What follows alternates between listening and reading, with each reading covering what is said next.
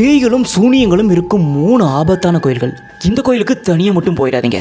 3வது இடத்துல காமாக்கியா கோவில். இந்த இடத்துல பார்த்தீங்கன்னா மந்திர்களும் சூனியங்களும் ஏகப்பட்டது பண்ணுவாங்க. இந்த இடத்துல தான் முத நரபலியும் கொடுத்துருக்காங்க.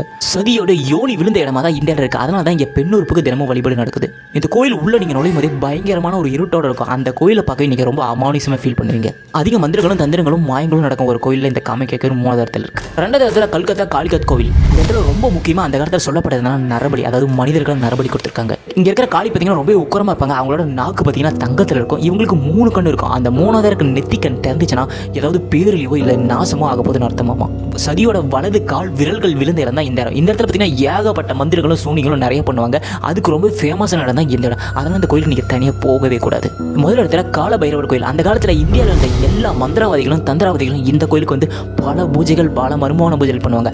அப்போ பார்த்தீங்கன்னா ஏகப்பட்ட உயிர் பலிகள் கொடுத்துருக்காங்க. அப்போ இந்த கோயில் ஒரு மாதிரி ரத்த ஆற ஓடிட்டு இருந்திருக்கு. இப்போ பார்த்தீங்கன்னா அந்த இடத்துல உயிர் பலி எதுவுமே கொடுக்குறதில்ல. ஆனால் அதுக்கு பதிலாக இந்த இடத்துல ஆல்கஹால், அதாவது சாராயத்தை கொடமாக கொண்டு போய் அந்த காலபைரவர் வாயில ஊத்துறாங்க. அப்படி ஊத்தப்படுற சாராயம் எல்லாம் எங்க போகுதுன்னு இது வரைக்குமே யாருமே தெரியல. பல ஆராய்ச்சியாளர்கள் வந்து ஆராய்ச்சி பண்ணியிருக்காங்க. ஆனால் அந்த சாராயம் எங்க போகுதுன்னு இன்ன வரைக்கும் யாருக்கும் தெரியல.